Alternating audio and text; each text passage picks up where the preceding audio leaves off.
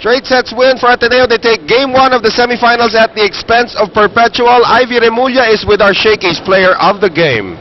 Thank you, Tito Noel. And of course, it was a very, very spectacular game today with Ateneo versus Perpetual. But there's nothing more spectacular, of course, sa game ng ating best player of the day. And that's, of course, Ella De Jesus. So, Ella, during the first set, you weren't inside the court. But then again, it was a very, very tight match. So, what did the team do or how did the team reorganize themselves para to have a better second and third set?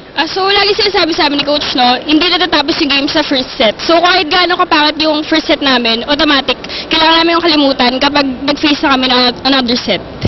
Okay, and I'm sure everybody's interested to know because you played a big factor coming into the game. What was going on through your mind or when Coach called you to go into the match?